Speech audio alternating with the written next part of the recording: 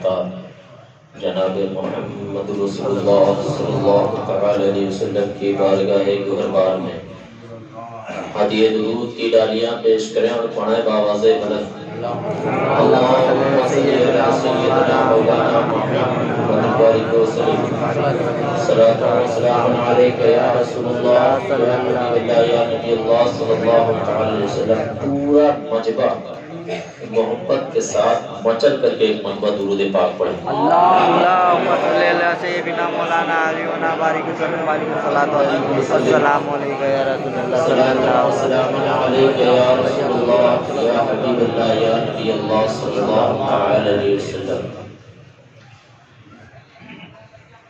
آج یہ دوشنبہ کا مبارک دن ہے. الحمدللہ اس سناٹے کے عالم میں اتنی تعداد میں اولیاء مسجد میں لوگ حاضر آئے ہیں. میں سبوں کے لیے دعا گو ہوں کہ اللہ رب العزت جتنے لوگ اس اولیاء مسجد کے اس نورانی محفل میں شریک ہوئے ہیں اللہ رب العزت ان سبوں کی حاضری کو قبول و مقبول فرمائے. آمین. اور سبوں کو بالخصوص مخدومی فیضان سے مالا مال فرمائے. آمین. جتنے لوگ بیٹھے ہیں وہ سب دل جماعی کے ساتھ بیٹھے ہیں. حالانکہ طبیعت اس قابل نہیں ہے کہ ہم کچھ بول سکیں، لیکن پھر بھی میرے مخدوم کا کرم ہوتا ہے، جب بڑے ہوتے ہیں تو کچھ نہ کچھ گفتگو ہو ہی جاتی ہے. بہت پہلے راحت اندوری نے ایک شعر کہا تھا کہ اگر خلاف ہے ہونے تو کوئی جان تھوڑی ہے. یہ سب بہت چھوٹے چھوٹے بچوں کی زبان پر یہ شعر لوگ پڑھتے تھے، اور ایک وقت CA NRC اور تمام چیزوں کے جب معاملات آئے تو لوگ یہ راحت اندوری کا یہ شعر بہت پاپولر ہوا تھا، بہت لوگ سنتے تھے اور بہتوں نے اس پر شاعری بھی کی. لیکن جب مجھ تک یہ بات پہنچی تو میں نے کیا لکھا؟ راحت اندوری نے لکھا تھا کہ اگر خلاف ہے ہونے تو کوئی جان تھوڑی ہے، یہ سب دھواں ہے، کوئی آسمان تھوڑی ہے، لگے گی آگ تو گھر آئیں گے کئی زلمے، یہاں پہ صرف میرا مکان تھوڑی ہے، اور سبھی کا خون ہے شامل یہاں کی مٹی میں، کسی کے باپ کا ہندوستان تھوڑی ہے. تو سبوں نے اپنے اپنے انداز میں یہ تھوڑی ہے زمین پر نعتیہ شاعری کی. لیکن میں نے کیا کہا وہ آپ تک پہنچا رہا ہوں پوری ذمہ داری کے ساتھ. میں یہ بول رہا ہوں کہ جتنے لوگ یہاں بیٹھے ہیں جو سچا عاشق رسول ہوگا وہ خاموش نہیں بیٹھے گا. مسلمان ہو، مسلمانوں کی یہ پہچان تھوڑی ہے. مسلمان ہو، مسلمانوں کی یہ پہچان تھوڑی ہے. نبی کا جو نہیں وہ صاحب ایمان تھوڑی ہے. مسلمان ہو، مسلمانوں کی یہ پہچان تھوڑی ہے. نبی کا جو نہیں وہ صاحب ایمان تھوڑی ہے. یہ کہہ کر کود جاتے ہیں دیوانے آگ کے اندر، یہ کہہ کر کود جاتے ہیں دیوانے آگ کے اندر، نبی کے جان سے بڑھ کر ہماری جان تھوڑی ہے. یہ کہہ کر کود جاتے ہیں دیوانے آگ کے اندر، نبی کے جان سے بڑھ کر ہماری جان تھوڑی ہے. اور مٹانا چاہتے ہیں دین کو جو لوگ دنیا سے. یہ پیغام پہنچا تو سبوں تک جن کے دماغ میں یہ فطور ہے کہ ہم ہندوستان سے یا دنیا سے مسلمانوں کا وجود ختم کر دیں گے، تو ان کی بہت بڑی بے وقوفی ہے. مٹانا چاہتے ہیں دین کو جو لوگ دنیا سے، مسلمان ہوں مسلمانوں کی یہ پہچان تھوڑی ہے. نبی کا جو نہیں وہ صاحب ایمان تھوڑی ہے. یہ کہہ کر کود جاتے ہیں دیوانے آگ کے اندر، نبی کے جان سے بڑھ کر ہماری جان تھوڑی ہے. اور مٹانا چاہتے ہیں دین کو جو لوگ دنیا سے، انہیں کہہ دو کہ ایسا سوچنا آسان تھوڑی ہے. انہیں کہہ دو کہ ایسا سوچنا آسان تھوڑی ہے. اور ملی ہے جو انہیں ایسی کسی کی شان تھوڑی ہے. جو میں سنگا کی بارگاہ میں آپ آ جائے تو میری بھائی بالخصوص توجہ کا طالب ہوں کہ ملی ہے جو انہیں ایسی کسی کی شان تھوڑی ہے. میرے مخدوم کے جیسا کوئی سلطان تھوڑی ہے، میرے ماتھے پہ لکھا ہے غلام اشرفی ہوں میں، میرے ماتھے پہ لکھا ہے غلام اشرفی ہوں میں، اڑا دے جو مجھے ایسا کوئی طوفان سبحان اللہ، میرے ماتھے پہ لکھا ہے، میرے ماتھے پہ لکھا ہے غلام اشرفی ہوں میں، ملی ہے جو انہیں ایسی کسی کی شان تھوڑی ہے، میرے مخدوم کے جیسا کوئی سلطان تھوڑی ہے۔ اورنگزیب بادشاہ کا نام آپ نے سنا ہوگا، جب ان کی حاضری سلطان سید اشرف جہانگیر سمنانی رحمت اللہ تعالی علیہ کی بارگاہ میں ہوئی، سلامی گیٹ پہنچتے ہیں تو سلامی گیٹ سے جب وہ ملک گیٹ کا رخ کرتے ہیں تو ہر ایک قدم پر 2 رکعت نفل نماز ادا کرتے ہیں، ہر ایک قدم پر 2 رکعت نماز نفل ادا کرتے تھے۔ آپ کے وزیروں میں ایک ہلچل سی مچ گئی، کسی وزیر کے اندر اتنی ہمت ہوئی، وہ کافی ہمت اکٹھا کر کے اورنگزیب بادشاہ سے پوچھا کہ بادشاہ ہر 2 رکعت پر، ہر 2 رکعت نماز نفل پر، ہر ایک قدم پر 2 رکعت نماز نفل آپ ادا کر رہے ہیں، اور جگہوں پر آپ جب بھی گئے سلام عرض کیا، جس قبر سے آواز نہیں آئی اس قبر کی نشان کو آپ نے ختم کر دیا، اس قبر کو آپ نے توڑوا دیا، لیکن آپ یہاں جب آئے ہیں ہر ایک قدم پر 2 رکعت نماز نفل ادا کر رہے ہیں، اے بادشاہ سلامت اس پردے سے راز ہٹا دیا جائے۔ تو بادشاہ اورنگزیب فرماتے ہیں کہ وقت کے بادشاہ کو یہ معلوم ہے کہ سلطان کی بارگاہ میں کس طریقے سے آیا جائے۔ اورنگزیب بادشاہ فرماتے ہیں کہ وقت کے بادشاہ کو معلوم ہے کہ سلطان کی بارگاہ میں حاضری کس طریقے سے دیا جاتا ہے، تو ملی ہے جو انہیں ایسی کسی کی شان تھوڑی ہے، میرے مخدوم کے جیسا کوئی سلطان تھوڑی ہے، میرے ماتھے پہ لکھا ہے غلام اشرفی ہوں میں، میرے ماتھے پہ لکھا ہے غلام اشرفی ہوں میں، اڑا دے جو مجھے ایسا کوئی طوفان تھوڑی ہے، اور جو بات کفیل بھائی جو بات حق ہے اسے کرب و بلا میں کہہ دوں گا، جو بات حق ہے اسے کرب و بلا میں کہہ دوں گا، میرے منہ میں یزیدی زبان تھوڑی ہے، سبحان اللہ، حق ہے اسے کرب و بلا میں کہہ دوں گا، میرے منہ میں یزیدی زبان تھوڑی ہے، اور یہاں پہ چلتا ہے سکہ ہمارے خواجہ کا، یہاں پہ چلتا ہے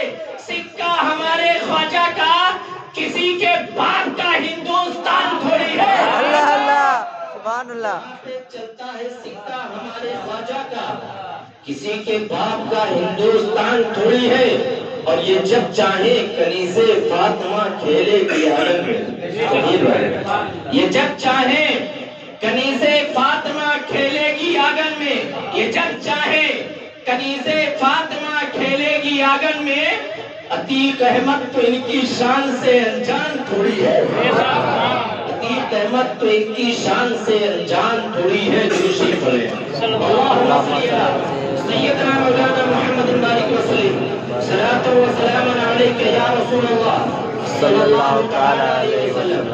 آپ اولیاء مسجد میں بیٹھے ہیں، آج کا یہ پروگرام حضور احمد مجتبی محمد مصطفیٰ صلی اللہ تعالی علیہ وسلم سے منسوب ہے، اور میں نے کئی مرتبہ آپ سے درود پاک پڑھوایا، آپ درود پاک کثرت سے درود پاک کا ورد کیا کریں، اور مخدوم سینا کی بارگاہ میں جب حاضر ہو تو آپ اور کثیر تعداد میں درود پاک کا ورد کیا کریں، اس لیے ہم سبوں کے آقا حضور احمد مجتبی محمد مصطفیٰ صلی اللہ علیہ وسلم ارشاد فرماتے ہیں، اگر کوئی شخص، اگر کوئی دیوانہ، کوئی میرا چاہنے والا، کوئی میرا امتی، کوئی میرا عاشق اگر مجھ پر محبت سے درود پاک پڑھتا ہے، میں اسے اپنے کانوں سے سنا کرتا ہوں، میں اسے اپنے کانوں سے سنا کرتا ہوں، اور آپ فرماتے ہیں کہ اگر کسی پر پریشانی مسلط ہو،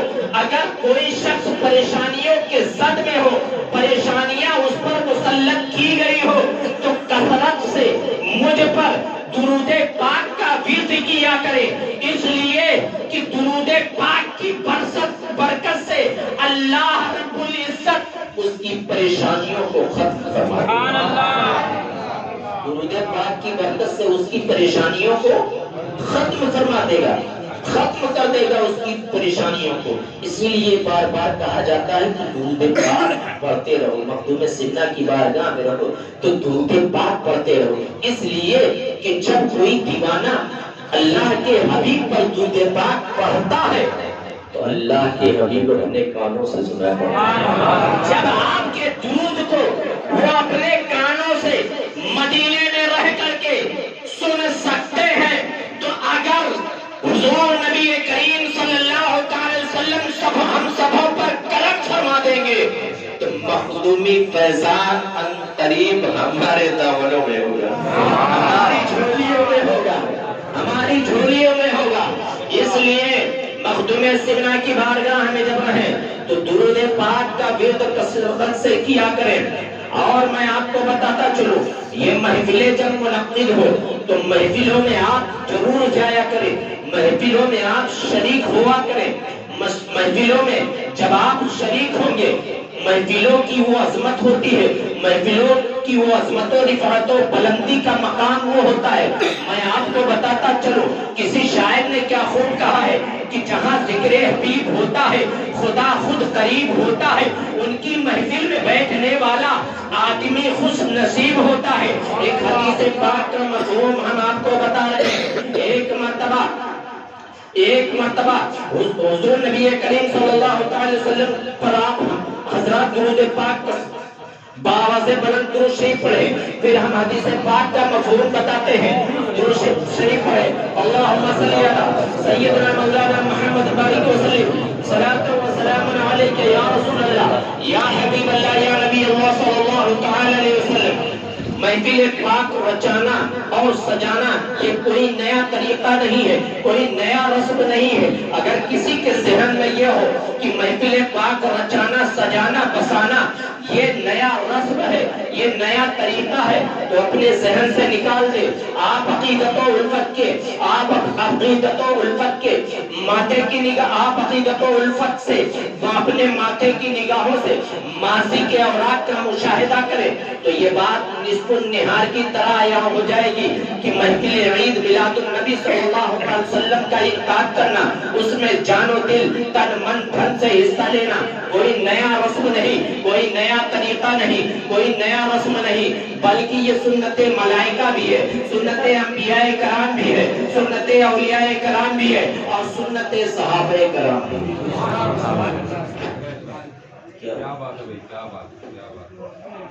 یہ چچا آپ تک پہنچنا ہے، اگر کوئی حضرات شریک ہونا چاہتے ہیں اس محفل میں تو آپ شریک ہو سکتے ہیں۔ درود شریف پڑھیں، اللہم صلی علی سیدنا مولانا محمد بارک وسلم، صلاۃ و سلام علیک یا رسول اللہ یا حبیب اللہ یا نبی اللہ صلی اللہ تعالی علیہ وسلم۔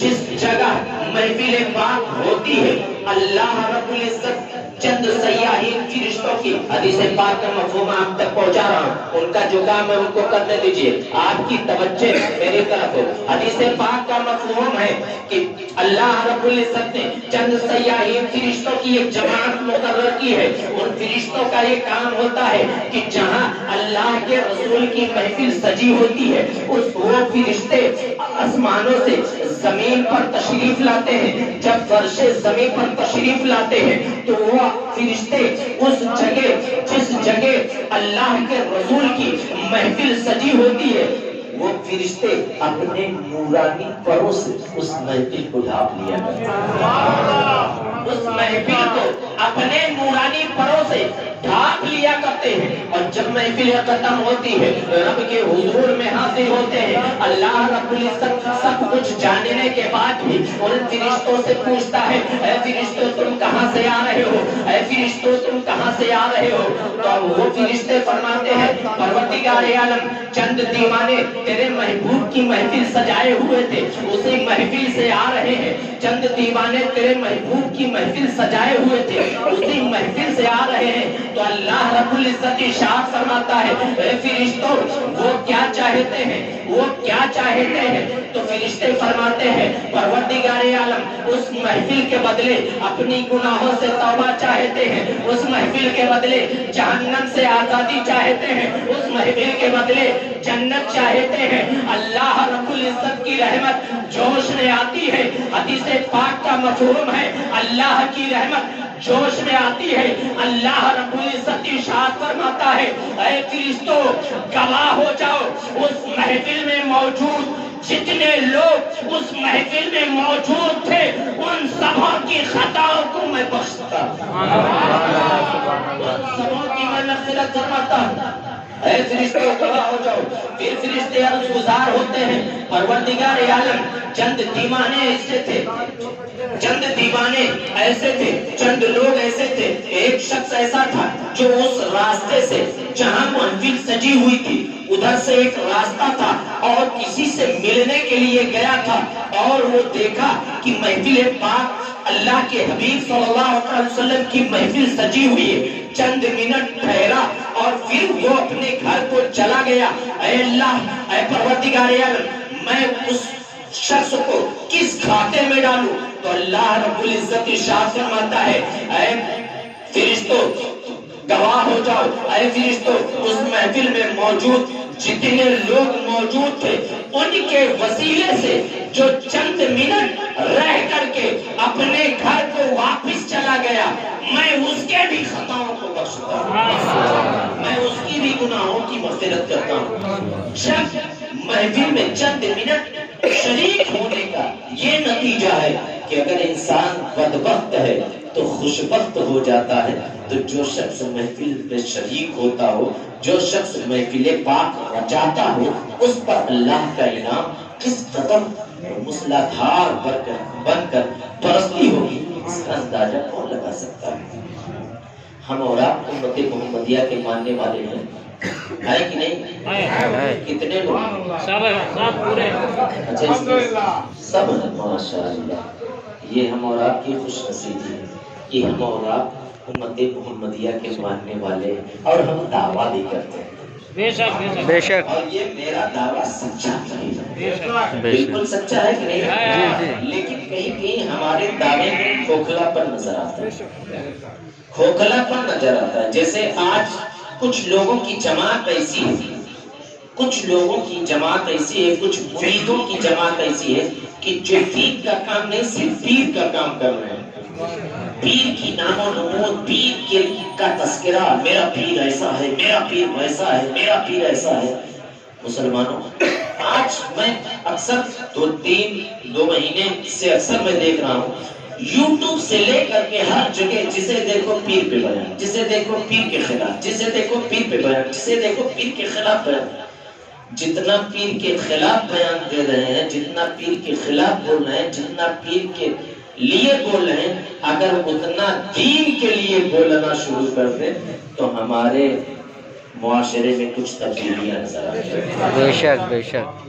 میں آپ کو بتاتا چلو سرکار مخدوم سمنا اس ذات کا نام ہے کہ جب مخدوم سمنا اپنے پیر و مرشد کی بارگاہ میں حاضر ہوئے تو سرکار مخدوم پاک کے پیر و مرشد شیخ علاء الحق بڑی فرماتے ہیں کہ اے اشرف سلسلہ چشت کا ایک دستور رہا ہے کہ جب کوئی قابل قدر شخصیت آتی ہے، جب کوئی قابل قدر شخصیت ہوتی ہے تو سلسلہ چشت کا یہ دستور رہا ہے اسے کسی نہ کسی منصب سے نوازا جاتا ہے۔ چچا بھائی بیٹھے اب اس میں ہلچل نہ ہو جائے۔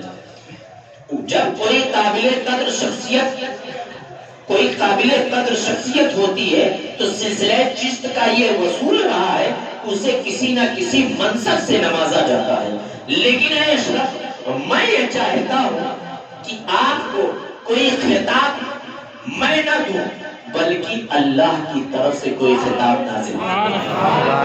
اللہ کی طرف سے کوئی خطاب آپ کو ملے، اشرف کے خطاب کے لیے آپ کے پیر و مرشد بتا رہے ہیں، پیر اشرف کا مقام بتا رہا ہے۔ کون بتا رہا ہے؟ پیر مرید، پیر مرید کا مقام بتا رہا ہے کہ اے اشرف میں یہ چاہتا ہوں، سلسلہ چشت کا یہ دستور ہے کہ جب کوئی قابل قدر شخصیت ہوتی ہے تو کسی نہ کسی خطاب سے اسے نوازا جاتا ہے، لیکن اے اشرف میں یہ چاہتا ہوں کہ سلسلہ چشت سے کوئی خطاب تمہیں نہ ملے بلکہ اللہ رب العزت تمہیں کوئی خطاب عطا کرے۔ ایک دن ہوا، 2 دن ہوا، 3 دن ہوا، تیسرے دن پیر مرشد کی بے چینی بڑھی کہ کوئی خطاب اللہ کی طرف سے نہیں آ رہا ہے، کوئی خطاب اشرف کے لیے اللہ کی طرف سے نہیں آ رہا ہے۔ جب آپ کی بے چینی بڑھی تو اچانک خانقاہ میں آپ بیٹھے تھے، اچانک خانقاہ کے ایک ایک در و دیوار سے جہانگیر جہانگیر جہانگیر جہانگیر جہانگیر کی صدائیں آنے لگی۔ جب جہانگیر جہانگیر کی صدائیں آنے لگی تو آپ کے پیر و مرشد فرماتے ہیں اے اشرف اللہ رب العزت نے آپ کو جہانگیر کے خطاب سے نوازا۔ پیر مرید کا مقام بتا رہا ہے اور آج کا معاملہ یہ ہے اسی کا الٹا، اسی کا الٹا، مرید پیر کا مقام بتا رہا ہے، مرید جو ہے وہ پیر کا مقام بتا رہا ہے۔ اور وہاں کیا تھا کہ آپ کے پیر و مرشد آپ کا مقام بتا رہے ہیں کہ اشرف کی ذات کیا ہے۔ ایک دن آپ فرماتے ہیں کہ حضور آپ خانقاہ میں جتنے لوگ موجود ہیں کسی نہ کسی کام کوئی نہ کوئی کام لوگوں کو دیا گیا ہے، کسی نہ کسی کام پر لوگوں کو منتخب کر دیا گیا ہے۔ اے میرے پیر و مرشد کوئی کام مجھے بھی عطا کر دیا جائے۔ تو آپ کے پیر و مرشد فرماتے ہیں اے اشرف آپ کے آنے سے پہلے حضرت خضر علیہ السلام نے حضرت خضر علیہ السلام نے آپ کی اتنی تعریف کی کہ مجھے آپ کو کوئی کام دینا بڑا شرمندگی محسوس ہوتی ہے، مجھے شرم محسوس ہوتا ہے کہ میں آپ کو کوئی کام دوں۔ حضرت خضر علیہ السلام 72 مرتبہ آپ کے پیر و مرشد کو آپ بصارت دیتے۔ میں کہنا کیا چاہتا ہوں،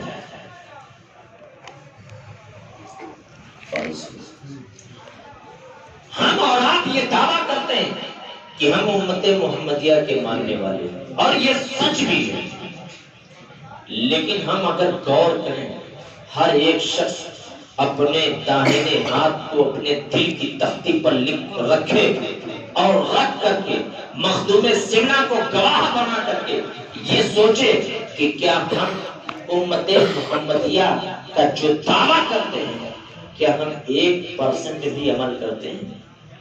اپنے اللہ کے حبیب صلی اللہ علیہ وسلم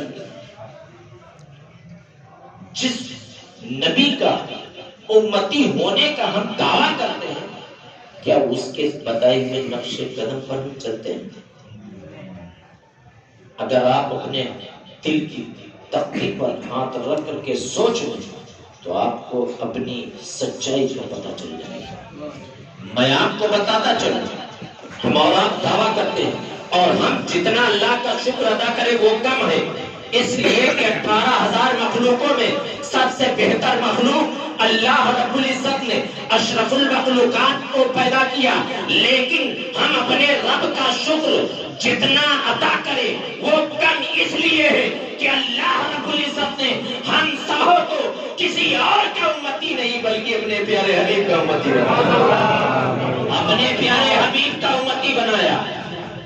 اور ہم یہ کہتے ہیں اللہ کے حبیب صلی اللہ تعالی علیہ وسلم ہمارے درود پاک کو سنتے ہیں، انہیں علم غیب ہے، بے شک اس میں کوئی شک نہیں ہے، لیکن آپ یہ سوچو کہ کیا اللہ کے حبیب صلی اللہ علیہ وسلم وہاں سے دیکھ رہے ہیں کہ میرا امتی اولیاء مسجد میں بیٹھ کر کے میرا امتی ہونے کا دعویٰ کر رہا ہے؟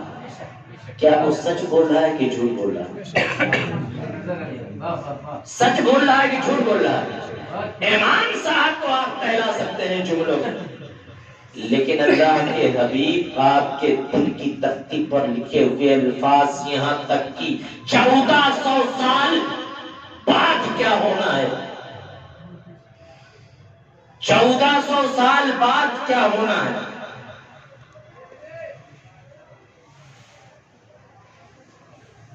اللہ کے حبیب صلی اللہ علیہ وسلم نے بتا دیا، اور وہ ساری چیزیں ہو رہی ہیں، وہ ساری چیزیں ہو رہی ہیں جو اللہ کے حبیب صلی اللہ علیہ وسلم نے۔ میں آپ کو بہت مختصر میں بتاتا چلوں، حضرت علی اور حضرت عمر بن خطاب کو اللہ کے رسول صلی اللہ علیہ وسلم بلاتے ہیں اور فرماتے ہیں کہ اے عمر، یہ میرا جھبا لے لو اور یہ جھبا لے کر کے تم قرن چلے جاؤ، میرا ایک چاہنے والا ہے، میرا ایک عاشق ہے، اسے تم دے دینا۔ حضرت عمر بن خطاب فرماتے ہیں اے اللہ کے رسول صلی اللہ علیہ وسلم، میں نے اسے کبھی دیکھا نہیں ہے، میں پہچانتا نہیں ہوں۔ اللہ کے رسول صلی اللہ علیہ وسلم فرماتے ہیں اے عمر، تم جاؤ اور میں تمہیں اس کی پہچان بتا دیتا ہوں، ناٹا قد ہوگا، ناٹا قد ہوگا اور گول سا چہرہ ہوگا، اور وہ تر میں تم کو اونٹ چراتا ہوا ملے گا۔ حضرت عمر بن خطاب پہنچتے ہیں، اور عمر بن خطاب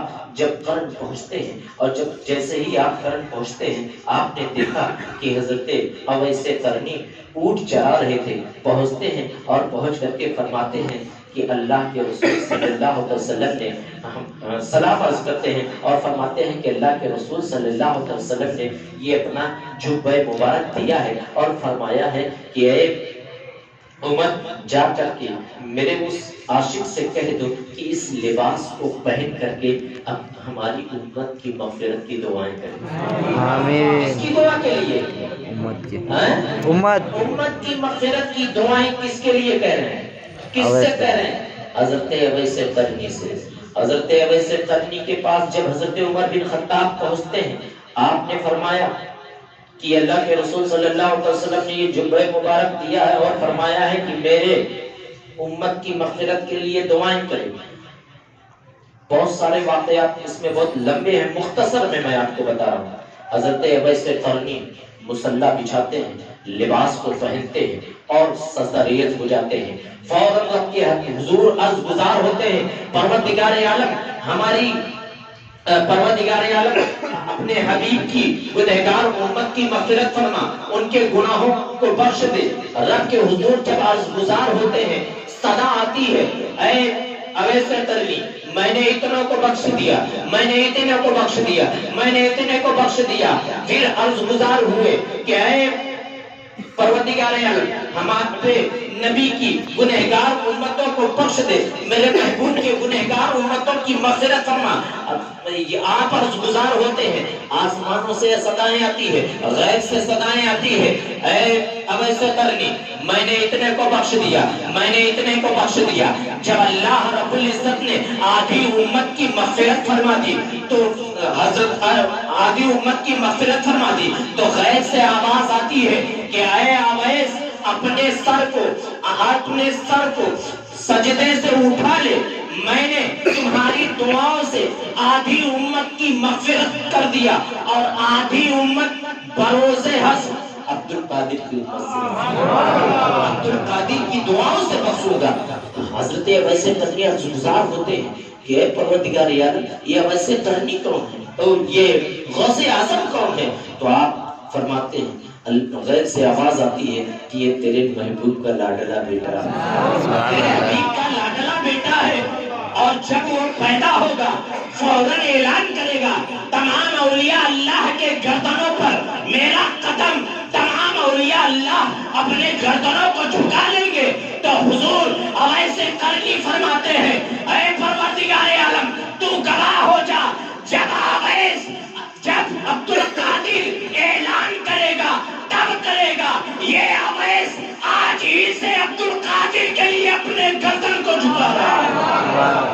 حضور غریب نواز تک بات پہنچتی ہے، حضور غریب نواز فرماتے ہیں کہ یہ عبد القادر تمہارا قدم مبارک ہمارے دل پر ہے، ہمارے جگر پر ہے، ہمارے سینے پر ہے، ہمارے آنکھوں پر ہے، ہمارے پلکوں پر ہے، ہمارے پیشانیوں پر ہے، ہمارے جسم کے ہر اعضاء پہ ہے۔ جب آپ یہ کہتے ہیں کہ اے عبد القادر تمہارا قدم مبارک ہمارے جسم کے ہر اعضاء پر ہے، تو اللہ رب العزت نے غریب نواز کو وہ مقام عطا کیا کہ میرے حبیب کے لاڈلے بیٹے کی تعظیم غریب نواز اتنا کر رہے ہیں کہ ہر جسم کے اعضاء پر اپنے قدم مبارک کو لے رہے ہیں۔ تو نتیجہ یہ نکلا اے غریب نواز میرے حبیب کے لاڈلے کی تم نے اتنی تعظیم کی، گویا میں تجھے ہندوستان کی سلطنت عطا کر رہا ہوں۔